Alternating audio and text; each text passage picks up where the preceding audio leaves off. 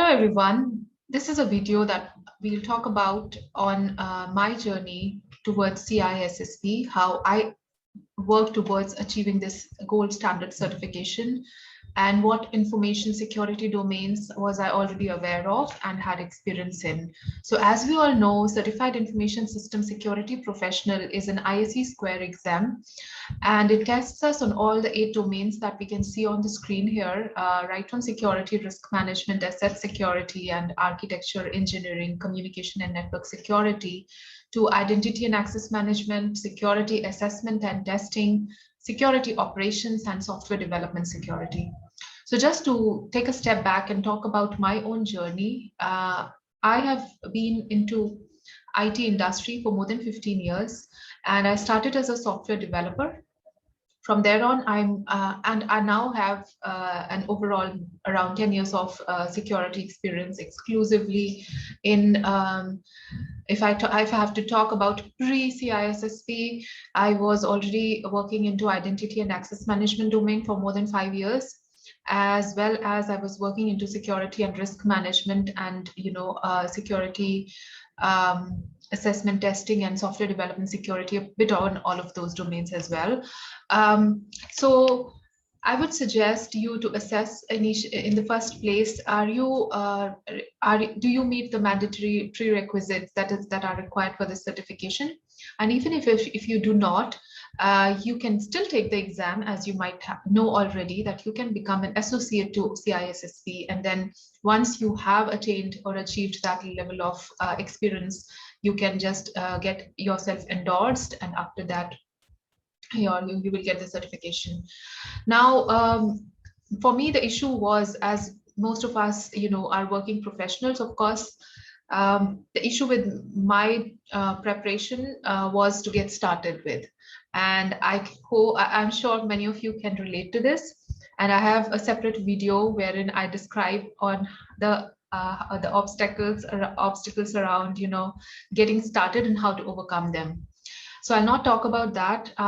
What are the resources that I actually referred to get a good score, or to get through this exam in 2 hours and 103 questions that I faced.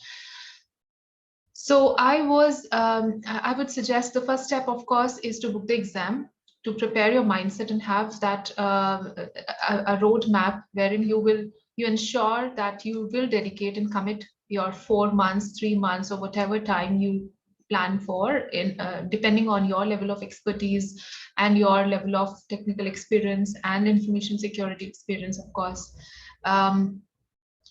that you will dedicate specifically to CISSP preparation. And that means you will have to make a lot of trade-offs.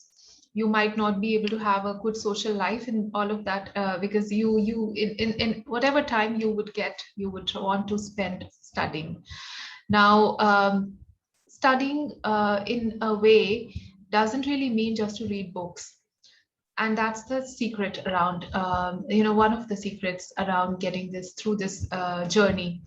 Because one of the most important thing is that you need to know why you are taking this exam, and then what it will help you with, what are your goals, just to get the certification to get a job, just to get the certification to have a good salary or so on, or your goal is to actually learn, and if you will focus on the on the latter reason, I assure that you will have much more interest in studying, and the kind of appetite for learning and the attitude that you will gain from that perspective would really set you apart. So I always wanted to study or get to know in depth about all of the security domains, and which is the reason I took the CISSP exam in the first place. I used to, so I'm a person who would get bored if I have to just read a book, or maybe 3 books or 5 books, for instance. So I would basically keep alternating between different sources. For instance, I had downloaded a lot of free apps on my mobile and the tab. So whenever I was queuing for grocery shopping or something, I would just do 3 or 4 questions at that time. Also, I used to watch a lot of videos around CISSP. I would, though from my assessment and experience, I would suggest to keep yourself limited while you refer to the resources, because sometimes if you refer to a lot of other different resources, you might get confused, because everyone has their own way of taking up a topic and subject.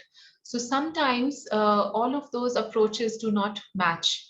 For example, I would tell you my experience reading through the CBK and the CIVEX. I mean, some of the topics were very differently explained there, and I was getting confused. So I thought myself, I told myself that I'll just stick to one source at present. And then, of course, I would refer to some topics into this particular book if they have not been covered already. But I would not read the same topic again and again in 5 different books. That would confuse me. Having said that, I would also say that what I also had All in One by Shauna Harris. So we all love that book, don't we?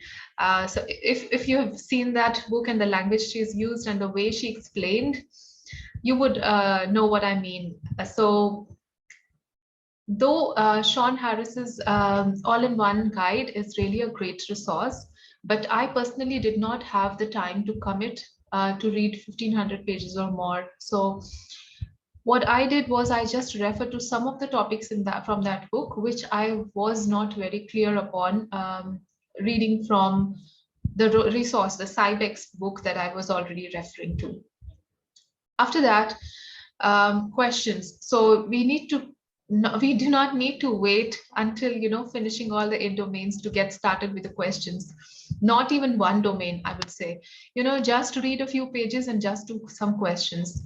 And then it is also important that we do not leave one domain after finishing it or reading through and doing some questions around it. We need to go back and forth. If you have already been studying for a while, you would know what I mean. If I have read 3 domains and then I'm on the fourth, I would forget what I read, for instance, or I would perceive that I have forgotten. I don't know if I really can recollect what I read. So to overcome that, of course, there are 2 things. One, do not just read and do not just, turn around the pages. Get into the depth and get your interest to that level, into that topic, that unless you understand what topic well, you do not move over to the next, or even if you do, you get back to this topic and get your doubts clarified. So I used to refer to a lot of videos specific to any topic that I was not very comfortable with. For example, IPsec, how it works, I refer to n number of resources or videos that just explain, and they had nothing, those videos had nothing to do with CISSP, but they just explained end-to-end functioning of, IPsec or encryption or symmetric, asymmetric encryption, or all of those things. And the last pointer that I would like to suggest here, as we can see that all of these domains have 10 to 15% coverage or weightage. We don't want to spend months and months just on one domain, just because we are not able to understand those kind of covered points, because all of these domains carry equal weightage. And if your exam is approaching in 1 month or 4 months, as it was for me, after a month or 2, you don't want to realize that, oh, I have 7 more or 6 more domains to cover, and half of the time is already passed by. So those are the tips. Study well, and this certification is well worth of your time and resources that you spend on. Thank you so much for watching, and see you again. Bye-bye.